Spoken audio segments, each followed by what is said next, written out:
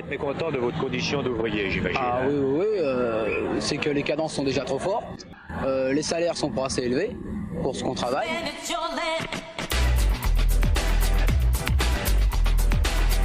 On est des militants syndicaux, je veux dire, c'est rien que ça qu'on a à faire. Ça veut dire que c'est une chose qu'on doit faire, je veux dire.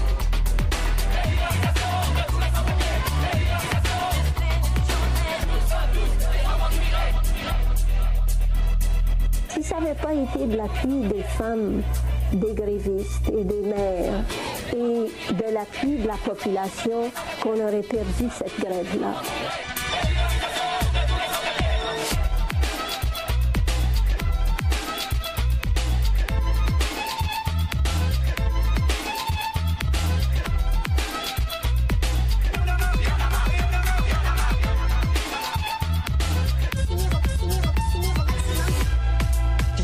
Pour nous rappeler que quand il n'y a pas de lutte collective victorieuse, quand la solidarité n'est pas à l'ordre du jour, c'est pas l'espoir qui prime, c'est la peur. C'est la peur. C'est la peur. C'est la peur.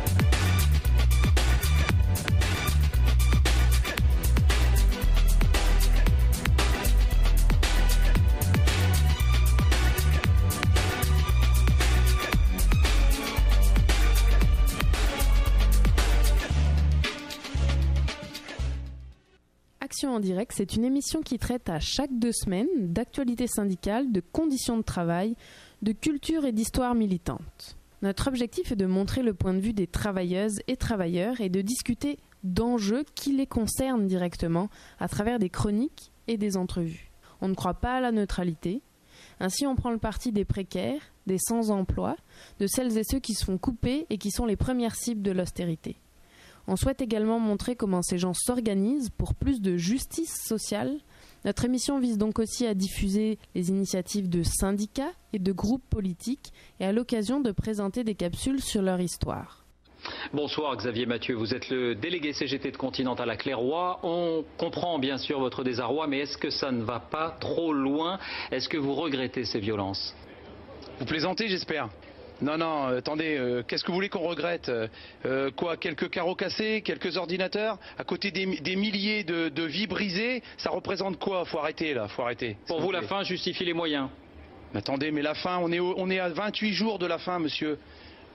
On est en train de nous expliquer que dans 28 jours, le plan social sera bouclé et on va aller à la rue. Oui, je ne regrette rien, personne ne regrette rien ici, parce que vous avez pas vu des casseurs, vous avez vu des gens en colère, des gens déterminés, des gens qui veulent pas aller se faire démonter, crever, on veut pas crever, on ira jusqu'au bout de notre bagarre. Vous écoutez Action en direct sur les ondes de Radio Centre-Ville au 102.3 FM. On est le jeudi 24 mars. Mon nom est Camille et je serai votre animatrice pour l'émission d'aujourd'hui. Donc, on vient d'entendre Xavier Mathieu, qui est un ex-employé de l'usine Continentale, une usine de pneus en France, où il y a eu une fermeture sauvage. Et on en profite donc aujourd'hui pour vous parler des fermetures sauvages d'entreprises. Alors, pour commencer, on va voir Richard Alexandre, qui est de retour avec nous, enfin. Oui, bon matin! Ça fait tellement plaisir d'être ici. Donc, de quoi tu vas nous parler, Richard Alexandre? Donc, pour la chronique juridique de cette semaine, j'ai décidé de vous relater mon expérience personnelle avec les travailleurs et les travailleuses de l'usine MAPI à Laval. Et par la suite, on va recevoir Sarah, qui est maintenant étudiante et une ex-employée de l'entreprise IQT Solutions. Bonjour. Et ensuite, on va avoir Benoît Gauthier, qui est délégué syndical des pompiers de Rosemère au syndicat des TUAC local 501. Bonjour. Bon matin, Camille. Et on va également avoir une chronique sur la radio Lorraine Cœur d'Acier que Richard Alexandre va également nous faire. Ensuite, on va avoir une présentation du comité écologie avec Adam. Oui, bonjour à tous et à toutes. Et enfin, pour terminer, un calendrier de l'émission. Alors, sans plus tarder, je te cède la parole, Richard. Oui, rebon matin pour cette semaine. Donc, comme je disais, plutôt que faire une analyse juridique classique, je vais plutôt vous raconter l'histoire des travailleurs de MAPI. MAPI, dans le fond, c'est une compagnie américaine qui se spécialise en produits de la construction et qui est en fonction à Laval depuis les années 80 environ. C'est plus d'une centaine de personnes, en fait, qui y travaillent et qui étaient à temps plein. Et plusieurs personnes là-dedans avaient plus de 20 ans d'ancienneté. Donc, on parle de relativement bon travail avec une bonne stabilité. En 2011, la convention collective qui liait MAPI et le syndicat local a expiré. Il fallait donc renouveler en procédant à sa renégociation. Les patrons ont saisi cette occasion pour tenter d'imposer des reculs particulièrement inacceptables pour les ouvriers. Par exemple, ils exigeaient l'abolition pure et simple de l'ancienneté. Après plusieurs mois d'âpres négociations durant lesquelles la partie patronale était d'une mauvaise foi exécrable, les travailleurs et les travailleuses sont rentrés en grève générale illimitée le 4 mai 2012. C'est alors que MAPI a procédé au licenciement de 88 travailleurs en grève. Le 24 août 2012 et le 10 juin 2013, les dirigeants de l'entreprise ont fermé 2 départements, les productions de poudre et les adhésifs liquides, et ont mis un terme aux emplois qui étaient reliés à ces départements-là. Cette décision était d'autant plus immorale qu'elle avait toute l'apparence de mesures de représailles contre les salariés grévistes qui luttaient pour conserver leurs acquis et peut-être même obtenir quelques gains. MAPI n'a jamais admis que ces supposés licenciements avaient un quelconque lien avec l'existence du conflit de travail. Ces dirigeants ont plutôt utilisé quelques prétextes de nature économique pour justifier la fermeture des départements. Ceci est d'autant plus surprenant qu'avant la grève, MAPI avait même dévoilé publiquement ses intentions de réinvestir massivement dans l'usine afin d'en faire un centre d'excellence en Amérique du Nord. Il faut savoir par contre que juridiquement, MAPI avait tout avantage à utiliser ce genre d'argument en raison du fait que le droit du travail protège les travailleurs et les travailleuses lorsqu'ils appliquent leurs droits, donc par exemple le droit de faire la grève. Donc le Code du travail vient protéger et on peut même imposer la réintégration de personnes qui seraient congédiées parce qu'ils auraient été en grève, par exemple. Donc, le prétexte économique dans ce contexte-là était d'autant plus utile que la Cour suprême du Canada, dans quelques décisions qui sont en général liées à Walmart, a décidé que les intérêts économiques d'une entreprise et la propriété privée viennent finalement primer sur l'application des droits syndicaux et donc des droits reconnus à l'intérieur du Code du travail. Ça veut donc dire qu'une compagnie a toujours le droit de licencier ses salariés si elle démontre qu'elle a l'intention de fermer définitivement l'établissement visé. Le fait que les motivations de l'employeur étaient antisyndicales n'a finalement aucun impact sur l'état de la situation. Ceci est d'autant plus problématique que dans un contexte de mondialisation où il est beaucoup plus facile de délocaliser la production, ça fait en sorte que, on peut finalement tasser une usine, on peut l'envoyer ailleurs et donc maintenir la production tout en cassant son syndicat. C'est d'ailleurs ce qui est arrivé dans le cas de MAPI parce que l'usine de Laval, finalement, la production a été renvoyée au Texas où les lois antisyndicales sont beaucoup plus répressives et où finalement les personnes syndiquées ont beaucoup moins de droits eux-mêmes. C'est d'autant plus révoltant que dans le cas de MAPI, tout laissait croire que les motifs économiques étaient véritablement des prétextes pour faire taire le mouvement syndical. Dans un contexte de grève générale illimitée, on peut croire que les patrons étaient prêts à tout pour saboter cette mobilisation. En plus, même plusieurs mois après la fin de la grève, il restait toujours plusieurs machines qui permettaient en tout temps de pouvoir relancer la production. Par contre, et malheureusement pour diverses raisons qui étaient finalement hors du contrôle des travailleurs, ils ont dû cesser leur grève. Les 88 congédiements ont été effectifs. L'usine qui permettait à une centaine de travailleurs de vivre décemment a été transformée en simple entrepôt. Du jour au lendemain, des travailleurs qui avaient contribué pendant des années au fonctionnement et au profit d'une entreprise se sont fait montrer la porte. L'atteinte à leur dignité a été clairement majeure, sans compter le fait qu'ils se soient trouvés pour la plupart dans un état de grande précarité et d'instabilité. Le désarroi était tel que certains ont même dû vivre en situation d'itinérance. Bref, pour conclure cette triste histoire, on a ici une autre démonstration, à mon avis, que trop souvent, la seule loi est un outil bien insuffisant pour mener nos luttes à la victoire. Merci beaucoup, Richard. Et maintenant, Adam, on va faire un petit écart à notre programmation d'aujourd'hui pour présenter un petit reportage radio sur ce qui s'est passé cette semaine autour de l'accueil de Marine Le Pen à Montréal. Oui, absolument. Cette semaine, on a de la petite visite française. Donc, un parti politique d'extrême droite, le Front national au Québec, représenté par Marine Le Pen. Plusieurs cancellations d'événements, plusieurs cancellations d'hôtels. On y donne la vie rough. Allons voir l'expression de la rue.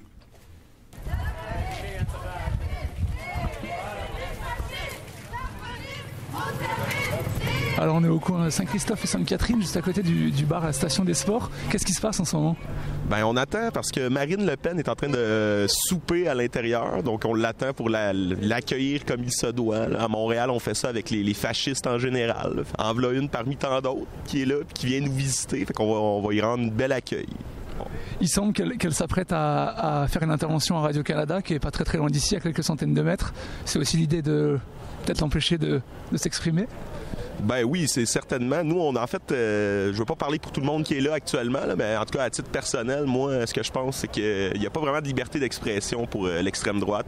C'est pas des gens avec lesquels il faut discuter, avoir un débat. Il n'y a pas de débat à avoir, en fait, avec ces gens-là. Ils veulent nous éliminer. Donc, c'est soit nous, on se défend, ou soit on mange une claque, puis en disant « Oh, mais la liberté d'expression, ben, on les protège ». Ben, fait qu'actuellement, nous, ce qu'on essaye, c'est de restreindre sa liberté d'expression, précisément. Le Front National en France, c'est un parti qui se dit premier parti des ouvriers aujourd'hui, qui a succédé au Parti communiste. Qu'est-ce que tu penses de ça? Ben, je pense qu'il n'y a rien à gagner sur le terrain électoral pour la classe ouvrière, tout simplement. Fait qu'encore moins avec un parti d'extrême droite qui, on sait, l'extrême droite, c'est quoi ses stratégies par rapport au mouvement ouvrier. Ça a toujours été de mater le mouvement ouvrier, de le ramasser le plus possible. On sait, l'expérience fasciste nous a appris, c'est vraiment, ils matent systématiquement les mouvements ouvriers, les syndicats, tout ça, pour en faire des beaux vides où ce qui se passe rien.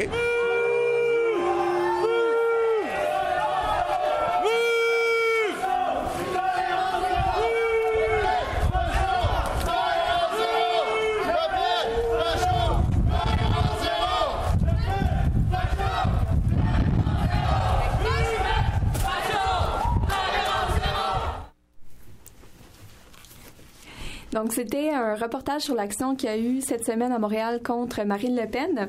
On va se laisser brièvement pour une pause musicale. Ensuite, on va être de retour avec Sarah, une ex-employée de IQT Solutions, un centre d'appel qui a fermé, et également Benoît Gauthier, qui était jusqu'à tout récemment pompier pour la caserne de Rosemère.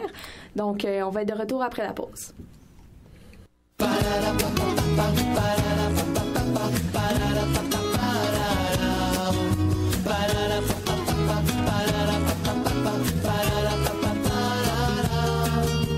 8 heures par jour, vissé à ma machine, une vie transparente, soudée à mon usine, la casquette de travers, j'avais la classe ouvrière, c'était toute ma vie, mon droit à la misère, jusqu'à cette lettre qui dit encore merci, c'est ça au RMI dans un faubourg de Varsovie, j'ai rien contre la Pologne, à part peut-être un pas ou deux, mais dans ma vie du Nord, le gris du décor est plus bleu. Mais je me connais, je lâcherai pas l'affaire. Je vais piquer le grève quand on pique une colère.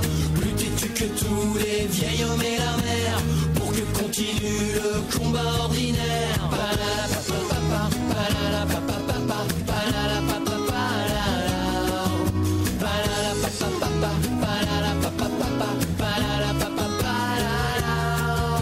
Et si mon vieux me voyait, il serait fier de moi, lui qui était communiste, comme on porte une croix. S'il existe un Dieu pour les mineurs syndicalistes, j'espère qu'au paradis les anges sont un peu marxistes. Chez nous le chômage fait partie de la famille, comme l'amiante, l'oubli, la silicose et les terrils, quantité négligeable dont la vie ne tient qu'un fil. Certains soignent la peur du vide à coups de 21 avril. Mais je me connais, je lâcherai pas l'affaire. Je vais piquer le grève comme on pique une colère. Plus têtu que tous les vieils hommes et la mer, pour que continue le combat ordinaire.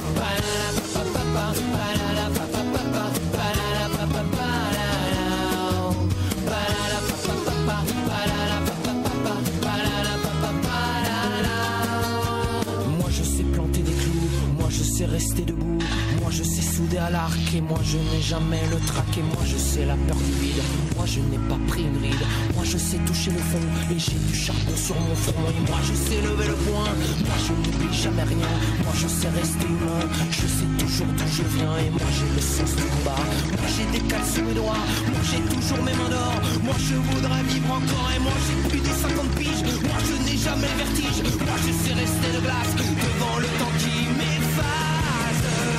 Je me connais, je lâcherai pas l'affaire. Je vais piquer le grève comme on pique une colère. Plus têtu que tous les vieils hommes et la mer, pour que continue le combat ordinaire.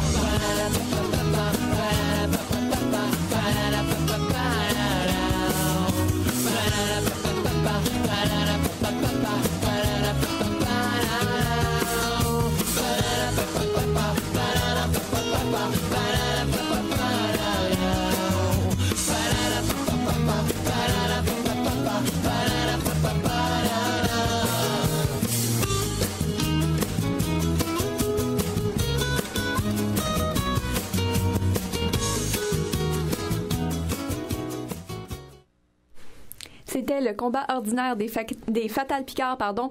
Vous êtes toujours à l'écoute d'Action en direct sur les ondes de Radio Centre-Ville au 102.3 FM. Alors maintenant, on a Sarah avec nous en studio, qui est maintenant étudiante en sociologie à l'UQAM et qui est une ancienne employée d'IQT Solutions, un centre d'appel qui a fermé à Trois-Rivières. Donc, bienvenue avec nous, Sarah. Merci, Camille. Et pour commencer, pourrais-tu nous expliquer un peu c'était quoi IQT, c'était quel type d'entreprise, combien il y avait d'employés environ et ça donnait des services à quelle compagnie? Ben, faut mentionner d'abord que c'était deux banquiers de New York, père et fils Mortman, qui avaient déjà été condamnés au Canada pour une histoire semblable apparemment, mais qui ont réussi à revenir au pays pour ouvrir, au début ça s'appelait Durham Contact. Puis, ça a éventuellement changé de nom pour IQT Solutions. C'est un sous-traitant qui offre des services de centre d'appel. Et le client, c'était Bell Canada. Plus particulièrement, Bell Internet. On faisait du soutien technique et du service à la clientèle. Il y avait 3 branches, trois centres d'appel. Il y en avait un, donc, à Trois-Rivières, qui, au moment du licenciement collectif, comptait 140 employés environ, un à Laval d'environ 450 employés et un à Oshawa, en Ontario, d'environ 620 employés. Puis, il faut mentionner aussi que les conditions de travail n'étaient pas toujours super excellentes, les locaux n'étaient pas toujours propres, les tapis pas toujours nettoyés, il y avait souvent de la poussière dans la climatisation. Puis, ce qui est important de mentionner, c'est qu'il y avait une surveillance très, très étroite des statistiques des employés. Donc, on avait le temps d'appel à surveiller, certains mots-clés à dire à chaque appel et de la vente sur pression. Alors, même si tu dois réparer le modem d'un client, il faut que tu essaies d'y vendre de quoi.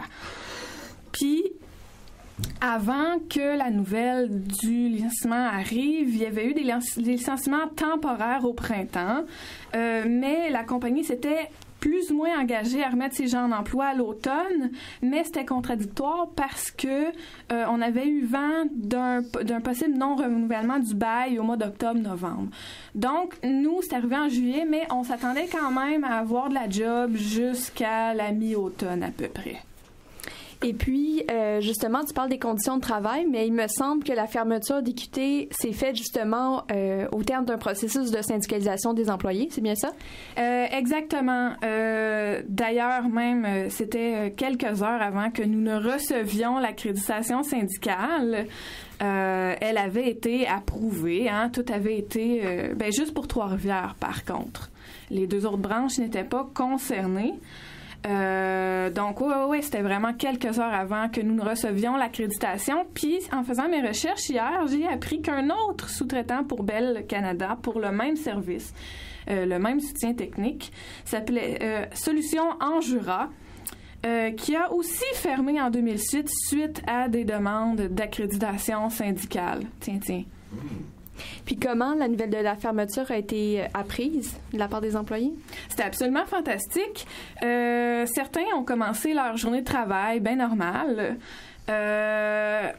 Écoute, la paye n'avait pas rentré. La paye devait rentrer la veille, mais on n'en avait pas fait vraiment de cas parce que depuis un bout de temps, ça arrivait de temps en temps que la paye rentre peut-être un jour de retard. Fait qu'on était inquiet, mais bon, il y en a qui rentrent. Moi, j'étais en congé, mais les lignes marchent pas. Les logiciels marchent pas non plus.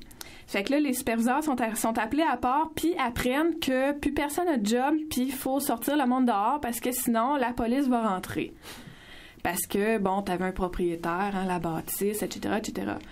Puis ceux qui étaient en congé puis qui avaient des effets personnels, comme moi, n'ont pas pu récupérer tout de suite. Ça a pris du temps avant qu'on puisse récupérer même les photos de nos enfants, nos boîtes à lunch, etc. Puis moi, j'ai appris sur Facebook que j'avais plus de job. Puis l'ironie, c'est l'ironie vraiment de la chose, là, c'est qu'on allait vraiment recevoir notre accréditation syndicale le lendemain, littéralement, là. Ça a été quoi les répercussions sur les employés? Donc, vous n'avez pas eu votre salaire finalement? Vous avez appris la journée même que c'était fermé? Ben oui, on n'a pas eu de salaire. Puis c'est important de se rappeler aussi que ce genre de job-là, c'est 2 semaines en arriérage.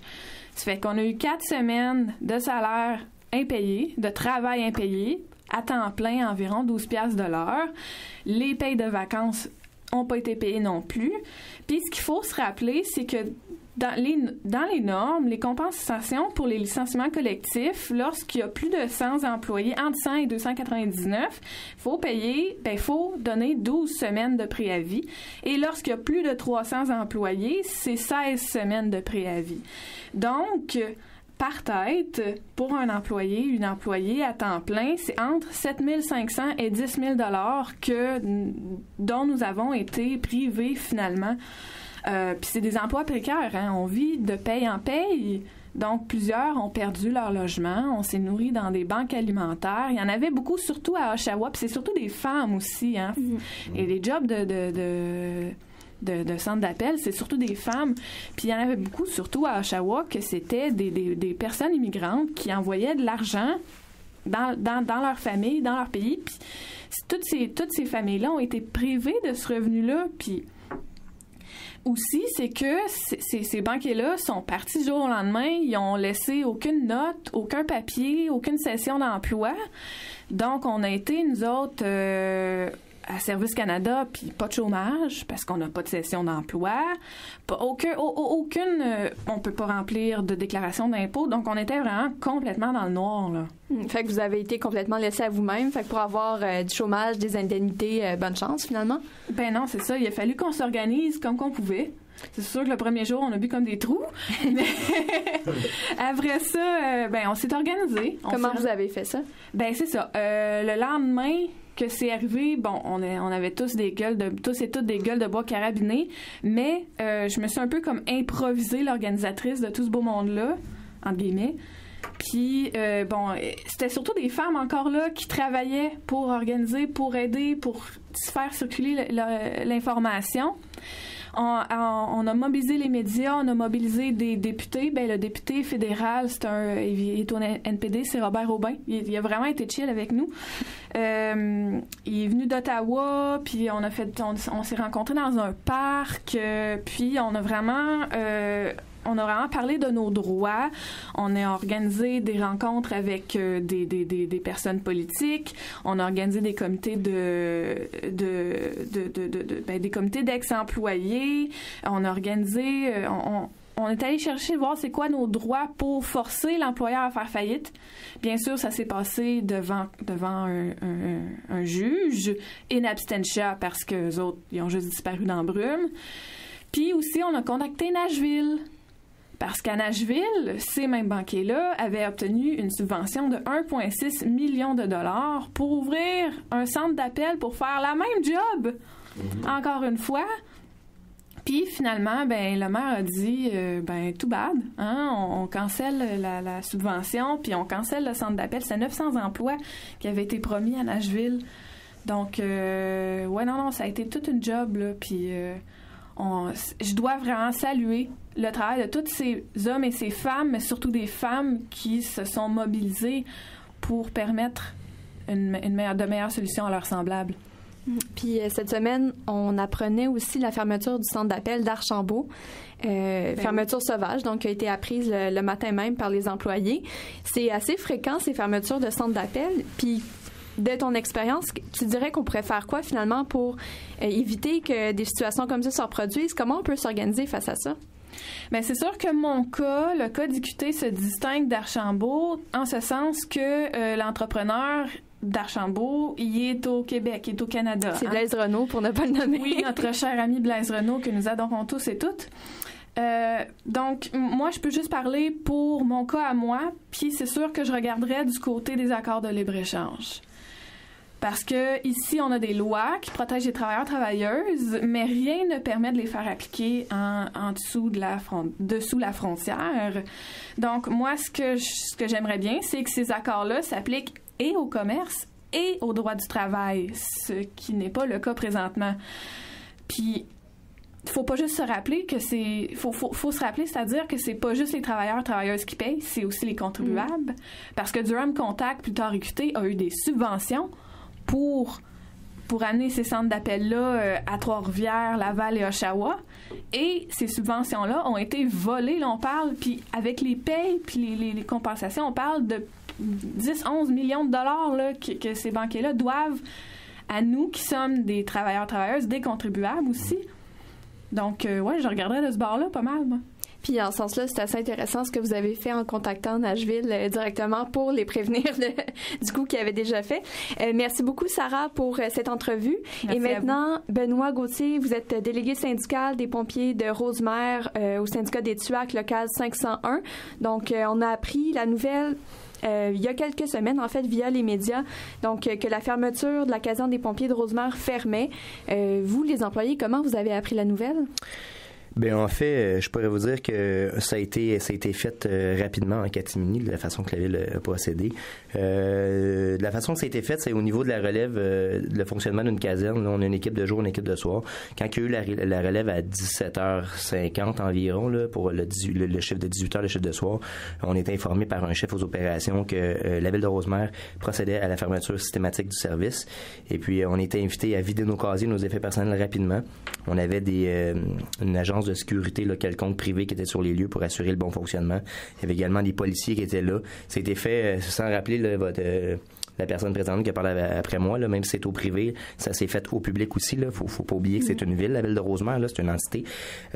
Donc, non, c'est ça, on était invités à sortir à l'extérieur, sachant que c'était notre ville voisine dorénavant qui répondrait sur les appels d'urgence 911 sur notre territoire. On avait été informé également par l'entremise d'un courriel à 16h, donc qu'on avait une réunion du conseil extraordinaire à 19h par le conseil municipal de Mme Leduc, la mairesse en tant que telle, qu'on était convoqué pour nous expliquer la situation. On savait que c'était une fermeture, là, donc à 16h, on avait 1 heure pour se retrouver de bord. C'était relativement difficile là, comme situation. Et puis, en fait, c'est vraiment une fermeture de la caserne. On voit parfois des fusions entre les casernes de certaines villes, mais une fermeture comme ça, est-ce que, à votre connaissance, il y en a eu d'autres au Québec? Écoutez, je pourrais pas m'avancer à savoir s'il y a eu des fermetures autres de casernes, mais je sais qu'il y a, là, pour le néophyte de l'incendie, là, c'est pas évident de comprendre, mais dans les années 2000, ce qui est à comprendre, début des années 2000, le ministre Chevrette, à l'époque, qui était le ministre de la Sécurité publique, avait planché sur un document, ce qu'on appelle le schéma de couverture de risque. En fait, ça, ce que ça dit aux municipalités, c'est que ça donne certains critères que les municipalités doivent rencontrer à l'égard de les prévaloirs de certaines poursuites, là, advenant des pertes matérielles. Puis dans certaines MRC au niveau du Québec, c'est déjà en place depuis le milieu des années 2000, mais ici, dans la MRC qui nous touche, Thérèse de Blainville, c'est malheureusement pas encore en place. C'est rentré là en place là, à Chapeau-d'Où la semaine passée, un peu tout croche en improvisation. Mais ce que ce schéma de couverture de risque disait, c'est, étant donné le fardeau fiscal assez important des villes, ben réunissez-vous, joignez vos forces un peu. C'était beaucoup plus de fusion que de fermeture puis de desserte, comme est arrivé à Ville-de-Rosemère. Mais c'est sûr et certain que dans d'autres municipalités, dans d'autres MRC, oui, il y a eu des fusions de services, mais il n'y a pas eu de perte d'emploi. C'est ce qui a été souligné. Puis ça a été quoi les raisons qui ont été données par la ville?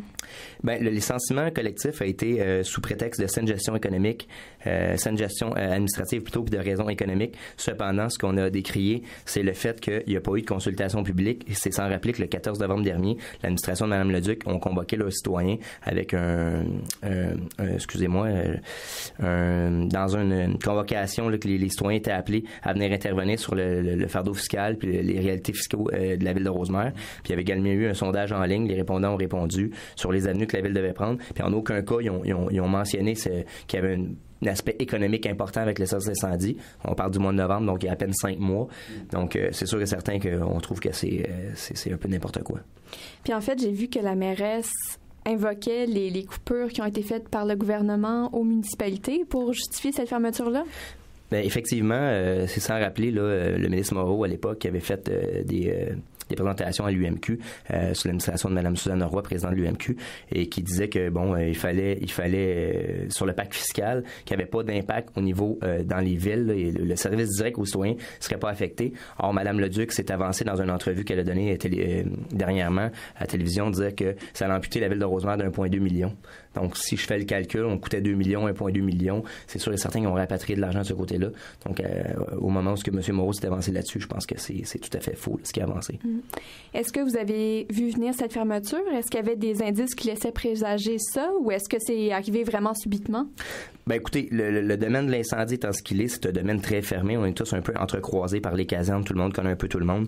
On savait qu'il y avait vent. On savait que depuis les derniers mois, il y avait pratiquement plus d'investissement. On desservait une ville avoisinante qui est la ville de Lorraine. On avait perdu ce contrat-là. On a donc dû changer, arborer nos badges, là, nos logos, refaire ça. Et on n'était plus... il y avait plus d'investissement. On le voyait. On sentait qu'il y avait quelque chose. Mais une fermeture complète, en aucun cas, on était avisé de ça. Chaque fois qu'on allait rencontrer les élus au conseil de ville, dans les conseils de ville antérieurs, on nous disait, écoutez, tout est sur la table, c'est sous étude, mais on nous a jamais avancé qu'il y avait une fermeture possible, envisageable. Mais on sait d'emblée, là, comme je vous dis, là, pour avoir un peu des ramifications un peu dans tous les autres services, qu'il y avait des alternatives pour la ville de Rosemère, mais qui n'en ont pas cru bon sous des aspects économiques. Puis justement, est-ce qu'il y avait des solutions qui étaient alternatives, qui auraient été possibles plutôt que de fermer la caserne? Ben écoutez, certainement des solutions gagnantes. Je ne veux pas m'avancer, mais on sait pertinemment que lorsque le conseil de la MRC de Thérèse de Blainville se réunissent, là, on parle de tous les élus ainsi que le préfet qui est M. Paul Larocque, maire de la ville de Bois-des-Filions. Ces gens-là se parlent, hein, bien évidemment, c'est des consultations. Ils disent que non, mais ils se consultent. Ils savent un peu les orientations qu'ils veulent se donner. Et puis, oui, il y avait des avenues possibles. On sait que la mairesse de Rosemère, Mme Leduc, avait proposé à certaines villes de soit faire des fusions, pas nécessairement des fusions, mais savoir qui voulait la desservir, et c'est la ville de Blainville qui s'est avancée. On sait qu'il y a d'autres villes qui se sont avancées, possiblement avec des scénarios plus gagnants pour le citoyen, que ce soit au niveau économique, au niveau de la ville de sécurité, en gardant la caserne ouverte, en créant des emplois à temps plein, en assurant une protection supplémentaire aux citoyens de Rosemère. Mais malheureusement, l'administration de Mme Leduc a planché sur un dessin un peu plus drastique, d'une fermeture complète, la perte de 38 emplois dans la MRC de Thérèse de Blainville, 38 pompiers, une force de frappe, des équipements. Ça n'a pas de sens. Puis ça a été quoi, justement, la réaction des pompiers qui ont appris la perte de leur emploi? Ça a dû être une nouvelle assez dure, surtout que ça a été appris assez subitement. Mme Leduc a tenté de minimiser dans une entrevue récemment, là, de dire qu'il y avait 33 pompiers qui étaient à l'emploi d'autres villes. Effectivement, il y a beaucoup des pompiers qui avaient un autre emploi. Il ne faut pas oublier que c'est un emploi à temps partiel. Ça va de soi, il me semble que c'est logique. Cependant, oui, on avait certains pompiers qui étaient, pour ne pas la nommer, la ville de Montréal, là, on avait des pompiers, une quinzaine environ, sur 38. Donc, c'est pas la totalité complet. Il y avait d'autres gens pour leur part qui travaillaient, mais on avait également une dizaine de pompiers qui travaillaient exclusivement, que leur source de revenus pour leur famille, pour leurs enfants, c'était exclusivement la ville de Rosemère. Mais non, c'est ça, je pense qu'on a une belle appui quand même de la population. Vous me demandiez en fait quelle était la réaction de la population? Du côté des pompiers, mais aussi au niveau de la population, comment ça a été reçu, cette nouvelle-là?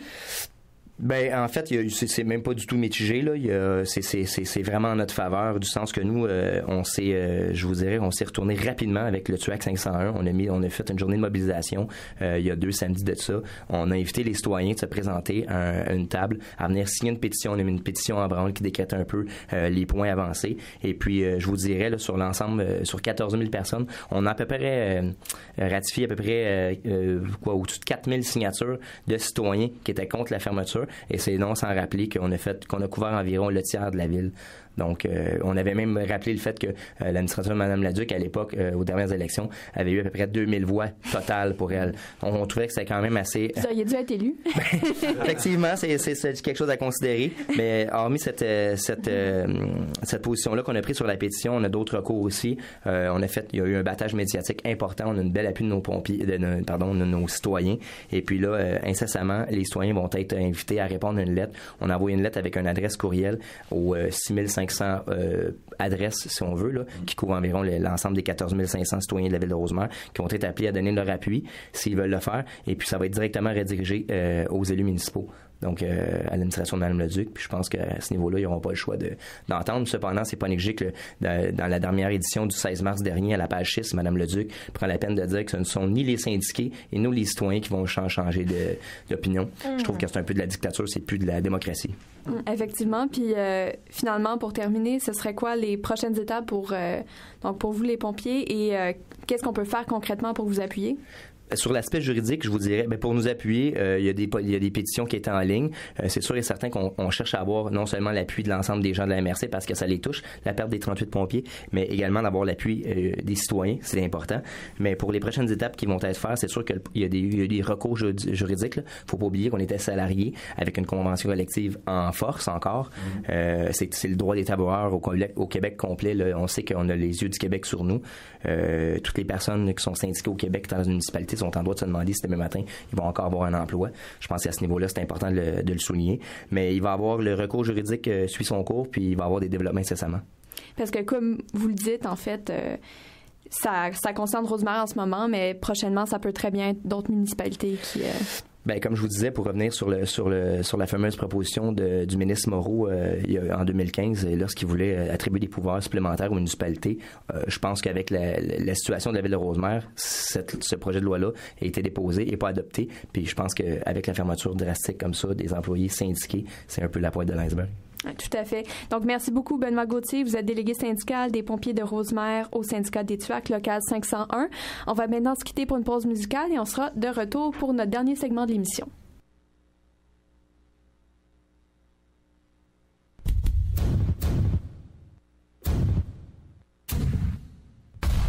Bienvenue à tous. La nouvelle était dans l'air, on l'évoquait depuis plusieurs mois, mais son annonce officielle a brusquement modifié le climat social et politique en France. PSA, premier constructeur automobile du pays, annonce donc 8000 suppressions d'emplois. Il n'y a aucune justification à la fermeture de l'usine d'Aulnay. Les actionnaires, c'est eux qui nous coûtent cher. C'est eux qui licencient, qui ferment les usines et c'est eux qui ramassent le profit et les bénéfices. C'est la première fois qu'une usine automobile ferme en France en printemps. J'ai quand même ma famille, j'ai la maison à payer. Comprenez cette décision de PSA où elle vous choque. Tout est parti d'un document trouvé je ne sais où, parlant d'une usine et d'un avenir sous verrou. Bien sûr qu'il y a malaise quand il parle de reclassement. Écran de fumée aussi dangereux qu'un gaz d'échappement.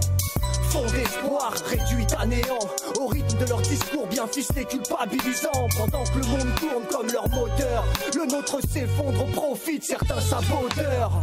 Braquage verbal, menteur depuis le début. Notre patron a plus de vices que les dealers de nos rues. La colère monte, il y a trop de mépris et d'arrogance. Nos jobs ont le même horizon qu'un condamné sur la potence. Quand on se tue à la tâche, la fermeture est indélébile. Une cicatrice qui saigne sur de nouveaux bidonvilles. Dans leur annonce, ils parlent de sacrifice. Nous c'est pas de la peau du lion qu'on se souvient mais de ses griffes. Tristesse, colère, inquiétude, sacrifice, déprime, malaise. Ça peut plus durer. Mépris, mensonge, arrogance, actionnaire, escroc, reclassement. Ça peut plus durer. Profit, esclave, stress, chômage, pression, flottement. Ça peut plus durer. Vous êtes prêts à aller jusqu'où? On lâche rien.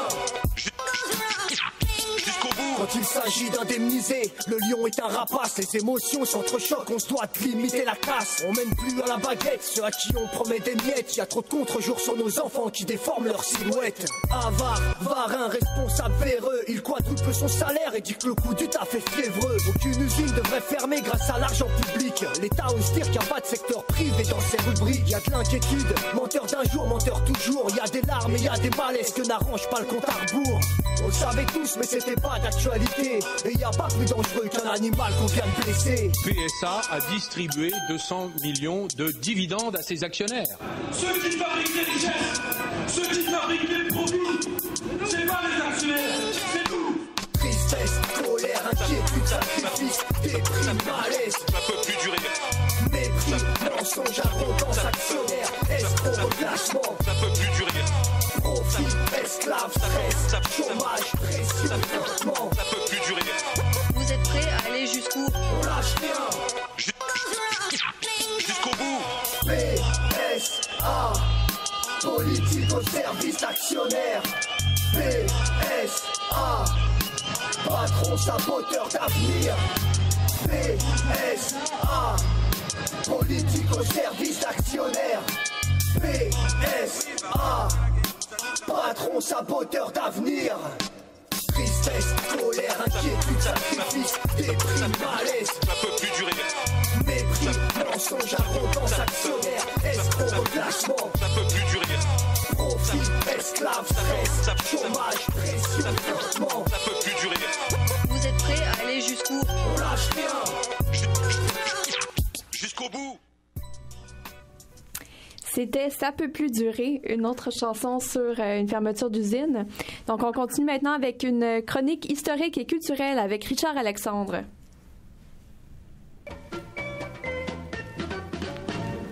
Nous ne bougerons pas. Non, nous ne bougerons pas plus que là.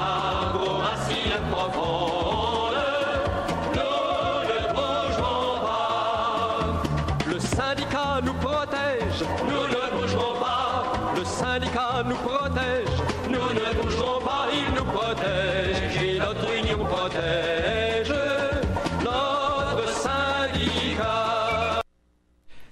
Dans la dernière partie de l'émission, on a l'habitude de traiter de culture ou d'histoire. Ici, je vais faire un peu des deux en vous racontant un épisode de résistance face à la fermeture d'une usine et le moyen original qui a été utilisé. On retourne plusieurs décennies en arrière, à la fin des années 70, en France. Plus précisément à Longwy, en Lorraine, région très industrialisée et réputée pour ses aciéries et ses mines.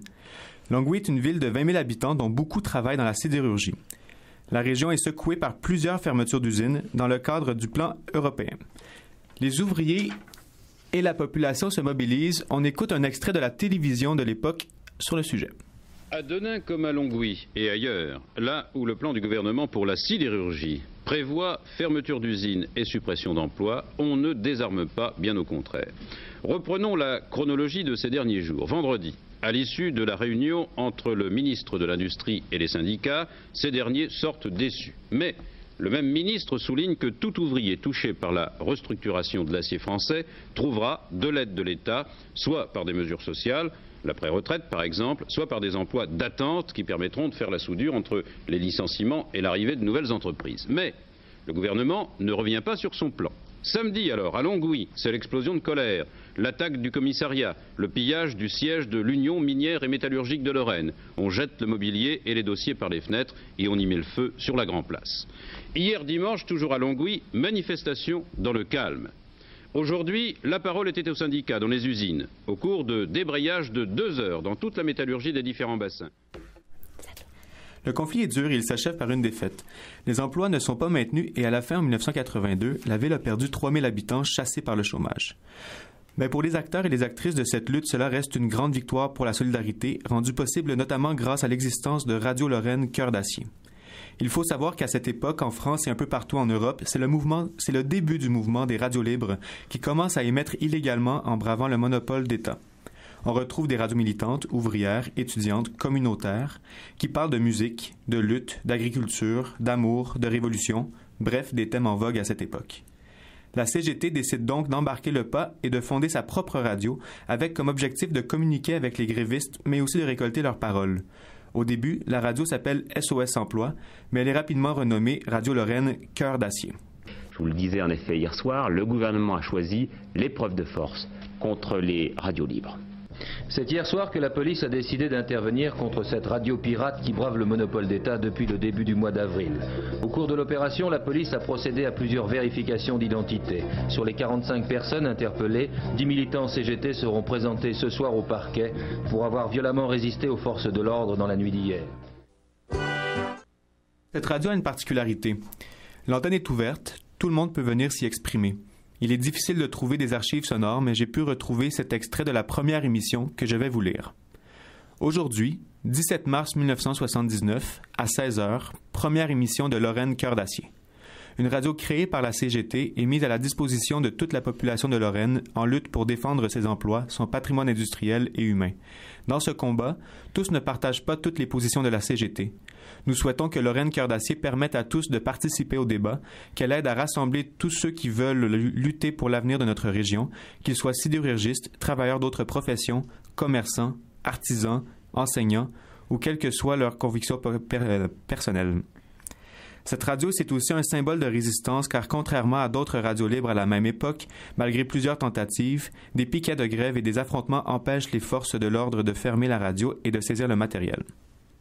Je vous le disais en effet hier soir, le gouvernement a choisi l'épreuve de force contre les radios libres.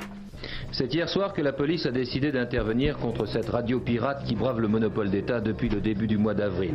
Au cours de l'opération, la police a procédé à plusieurs vérifications d'identité. Sur les 45 personnes interpellées, 10 militants CGT seront présentés ce soir au parquet pour avoir violemment résisté aux forces de l'ordre dans la nuit d'hier. Voilà, je vous ai parlé brièvement de l'histoire de Radio Lorraine Cœur d'Acier. Si vous voulez en savoir plus, il y a le site internet www.unmorceaudechiffonrouge.fr. Ce site web revient sur cette aventure et propose des extraits, des témoignages, etc. C'est ce genre d'initiative qui m'a donné envie de faire de la radio et de porter la parole ouvrière. C'est un peu ça qu'on fait à notre échelle dans cette émission. Prendre la parole et la donner. On se quitte avec une chanson qui fut l'hymne de ce mouvement, qui vit, à une époque charnière, toute une industrie disparaître brutalement, au mépris de celles et ceux qui avaient donné leur vie pour elle. On écoute Le chiffon rouge de Michel Fugain.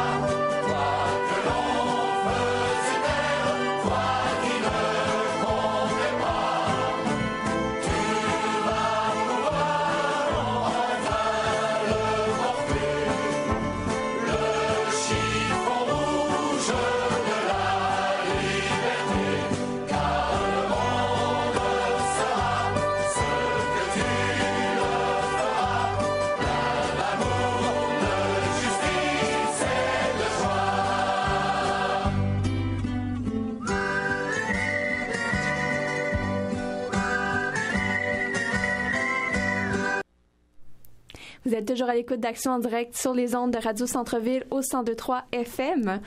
C'était Le chiffon rouge de Michel Fugain. Alors maintenant, Dan, tu vas nous présenter un des comités de la IWW. Oui, exactement. C'est le comité écologie du SITT Montréal. Donc, c'est la première capsule de plusieurs. Écoutons. Back in the late 1980s, a woman named Judy Berry was tying herself to massive redwood trees in Northern California. She had done this numerous times, talking to lumberers, woodsmen, and industrial landscapers while they were chained to massive trees, trying to hear about their workplace, its problems, their wages, and their love of the forest. Auparavant, Judy Berry avait travaillé dans des épiceries et avait rapidement identifié les problèmes liés aux conditions de travail de cette industrie. Elle a réussi à y faire un grand travail d'organisation syndicale et réussit à aider ses collègues à améliorer leur qualité de vie.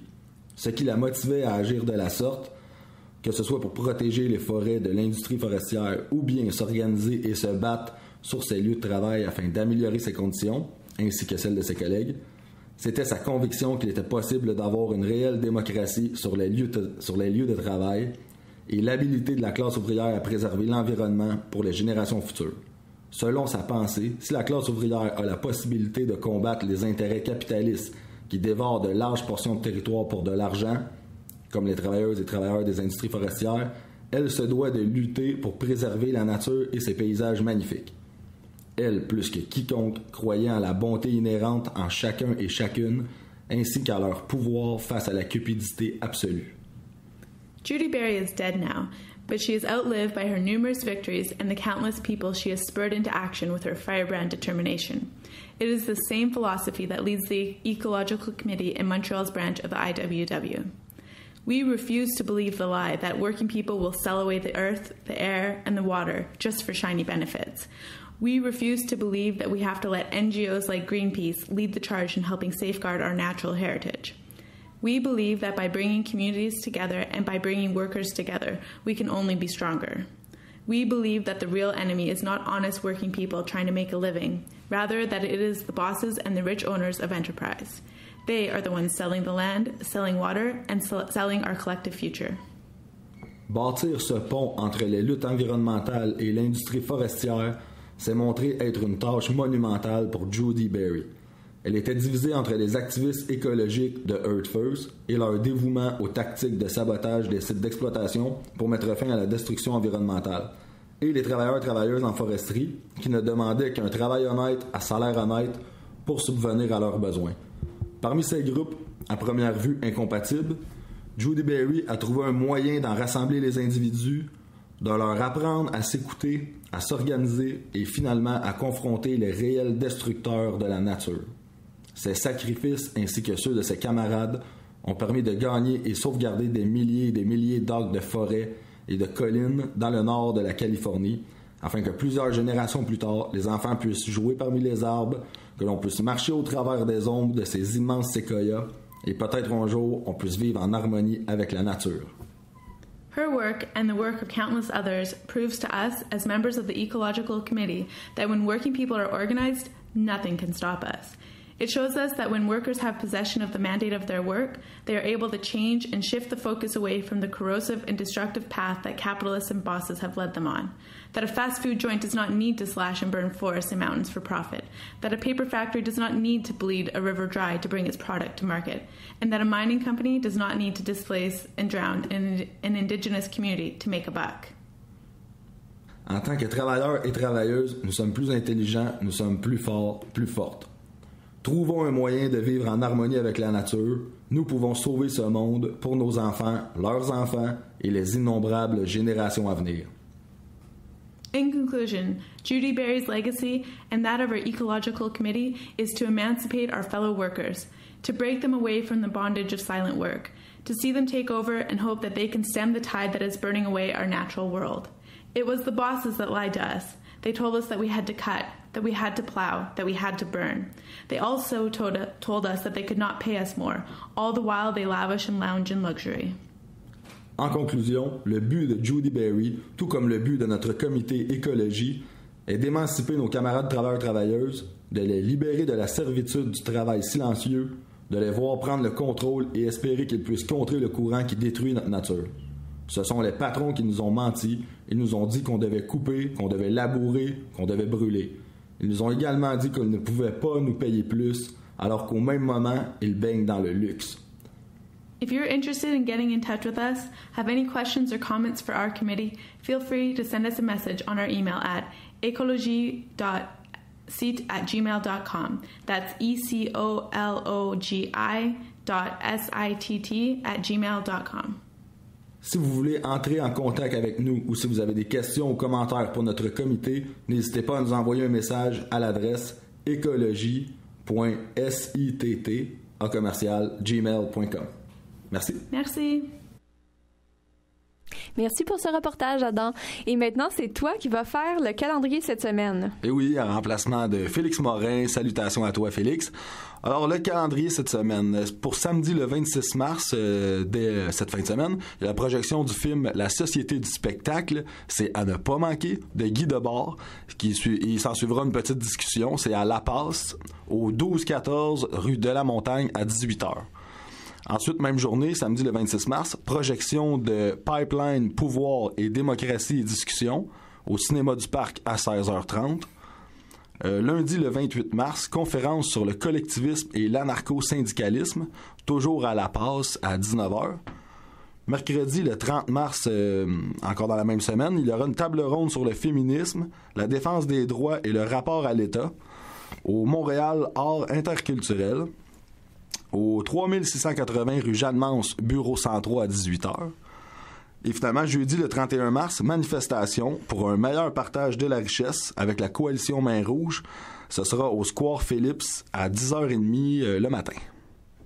Merci beaucoup pour le calendrier. Et maintenant, comme d'habitude, on va faire notre tour de table en fin d'émission. Qu'est-ce que vous retenez un peu pour autour du thème, en fait, des mises à pied sauvages? Je pense que pour commencer, Sarah, tu avais une petite citation que tu avais préparée pour nous. Oui, d'abord, merci pour la tribune. Même si ça fait 5 ans, c'est toujours une plaie aussi douloureuse dans nos souvenirs. Donc, le seul moment où des journalistes ont parvenu à mettre la main sur un des Mortman, qui était vos anciens patrons, banquiers, voilà, Mortman. C'était le père Wolfe, je me souviens plus. Et il avait eu le culot de dire avant de disparaître dans la brume, "We are hurt in this situation as much or even more than everyone else economically."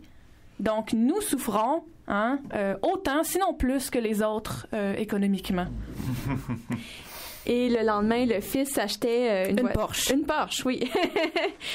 Pauvre patron. C'est clair, mais si t'as besoin de base, une Porsche en même temps, je comprends. Donc, visiblement, il était en grande souffrance. Oh oui, c'est une Porsche thérapie, tu sais. Pour ma part, c'est sûr que je pense que je vais me répéter, je vais radoter, mais tu sais, chez les WWE, on dit souvent que le droit c'est un bon bouclier, mais finalement c'est une piètre arme. Puis encore une fois, je pense qu'on peut le constater aujourd'hui, autant dans le cas de MAPI que dans le cas de IQT Solutions que dans le cas des pompiers, il existe des normes normalement qui sont là pour protéger les salariés. Par exemple, le fait que quand on est en grève, on n'a pas nécessairement besoin de risquer on ne risque pas notre travail, on est protégé par la loi. Or, on peut trouver après des prétextes comme le fait d'être plus rentable, par exemple, pour être en mesure de contourner la loi et mener finalement au congédiement violent de plusieurs centaines de personnes. Donc, c'est quoi la conclusion? Peut-être de se dire, au-delà de l'action légale, l'action directe est clairement la solution la plus efficace pour être en mesure d'obtenir ce que nous avons de besoin. Parce que finalement, j'ai l'impression qu'on se rend compte des limites de la loi quand on est confronté à des situations problématiques, que ce soit des mises à pied, des fermetures sauvages, des licenciements, etc. Oui, absolument. Je veux dire, finalement, puis je pense vraiment que les conséquences peuvent être excessivement graves. Le témoignage de Sarah, ça m'a tellement touché, finalement, de savoir que toutes ces centaines de personnes-là, finalement, se retrouvent du jour au lendemain sans leur boulot, qui est une forme de dignité jusqu'à un certain point, vraiment. À un moment donné, il faut passer par-dessus la loi, là. Il faut passer à autre chose. Oui, absolument. Puis il y a un bon slogan en anglais qui dit "Direct action gets the goods". Oh, yeah! Donc, c'est à cogiter. Merci. Donc, on va se quitter sur ces bonnes paroles. Donc, je remercie toute notre équipe. Je remercie également nos deux invités aujourd'hui en studio. Et finalement, les coordonnées pour nous rejoindre, il y a notre page Facebook, facebook.com/action en direct.